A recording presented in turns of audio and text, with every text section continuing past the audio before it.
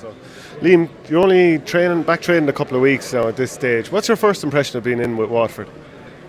I have to say that my first impression is that these players are really, really enthusiastic. Really want to, really want to put their best foot forward and have a massive desire to play for Waterford. So, from that perspective, it's absolutely great. And like you obviously made some big decisions straight away. You kind of moved on with your own panel.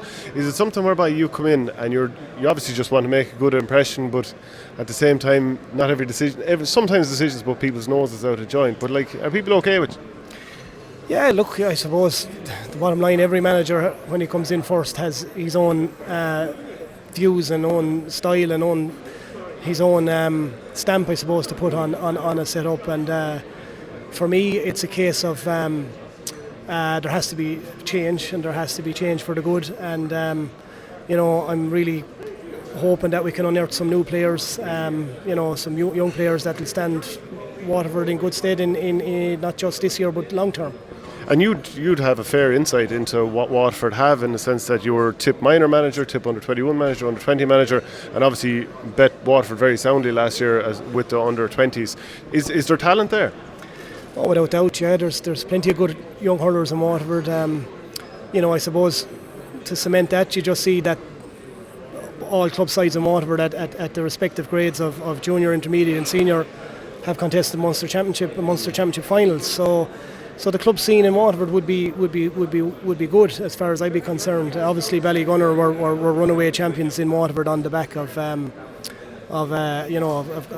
their sixth in a row. But you're not going to unearth 5 or 6 at any one time. You won't even do that in the counties that are producing underage successful teams year on year. If you get 2 or 3 at any one time, you'll be doing really well. And that's my objective, is to get 1 or 2 new players to step up and stand Waterford in good stead as they go forward.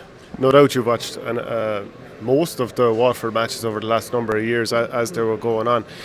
Since you've come in, what's the thing do you think, or you felt that needed to change? Because it's 2 seasons now without a championship win, and previously before that they were getting to an All-Ireland final. Yeah, I suppose, Shane, that's a really good question. I suppose the whole mindset probably has to be reprogrammed again, and form is temporary, and I do think that their form would have dipped over the last 2 years.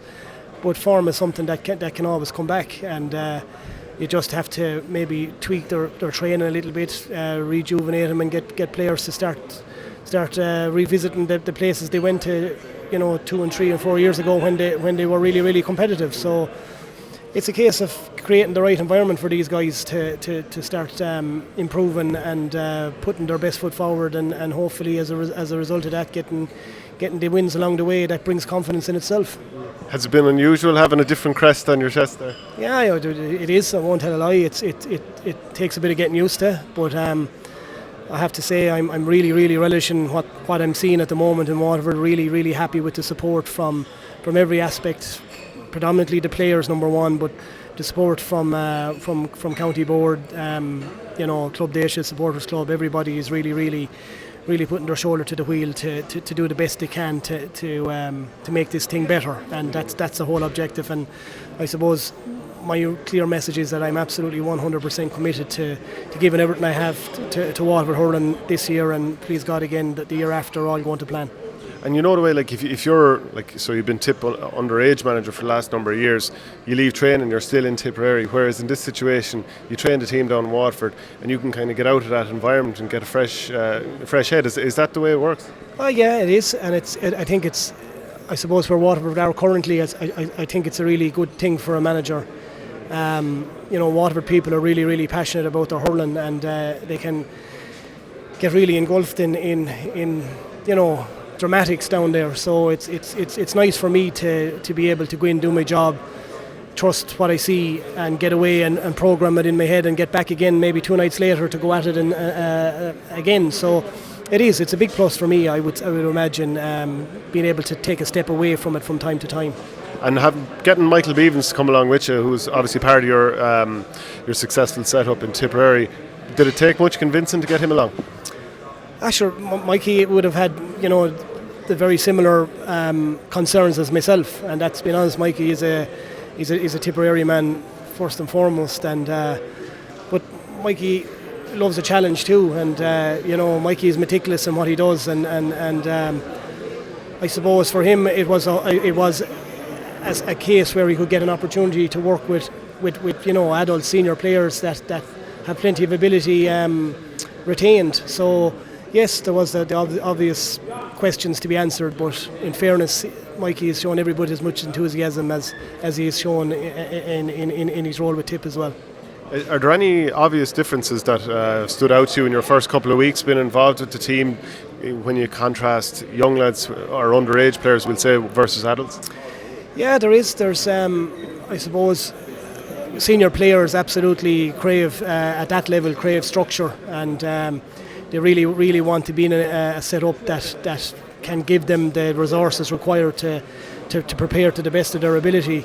Obviously at underage, fellas are still developing, and it isn't the be all and end all to have a gym session or two missed. But in this particular case, when you're competing at the level these guys are competing at, you have to have everything spot on from your preparations. So for me, it has been a big learning curve very quickly, but one, as I said, I'm absolutely enjoying immensely.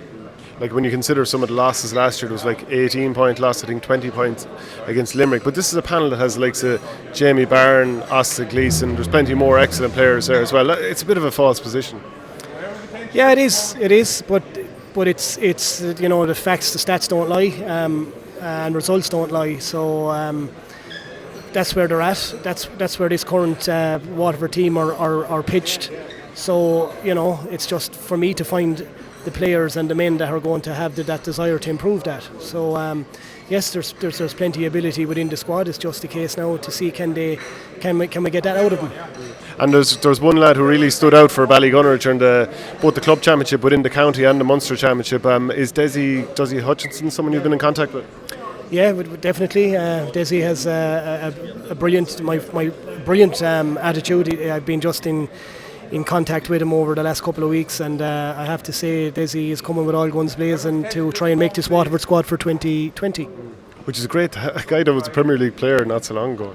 Yeah, and he uses all that as well when you meet him and speak to him, and he's a guy with a brilliant attitude, as I said, and hopefully he'll have a good year, but Deise has to step up in class now as well, so it'll be interesting to see what will happen. Thanks very much, Liam. Best of luck. Thank you. Thanks, yeah.